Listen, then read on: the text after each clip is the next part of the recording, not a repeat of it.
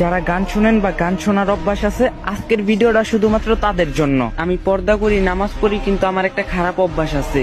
আমি একা রুমে ঘুমাই, তাই সাউন্ড দিয়ে গান ছেড়ে প্রতিদিন ঘুমাই আর সকালে উঠে বন্ধ করি। সেদিন রাতেও মায়ের হাতে ইলিশ মাছের তরকারি দিয়ে ভাত খেয়ে গান ছেড়ে ঘুমাইতে যাই।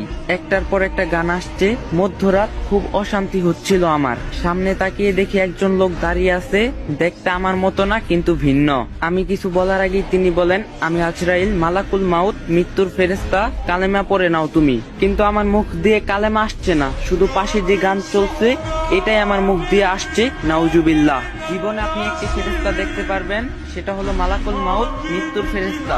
আমি ছটফট করতে লাগলাম আর কালেমা পড়ার চেষ্টা করলাম, কিন্তু কোনো রকমেই মুখ দিয়ে কালেমা আসছে না, আর পাশ থেকে গানও বন্ধ করতে পারছি না। হঠাৎ চিৎকার দিয়ে উঠে বসে পড়ি, পাশে দেখি সাদা কালো সাদা গান চলছে, সাথে সাথে সাউন্ড বক্স ভেঙে ফেললাম।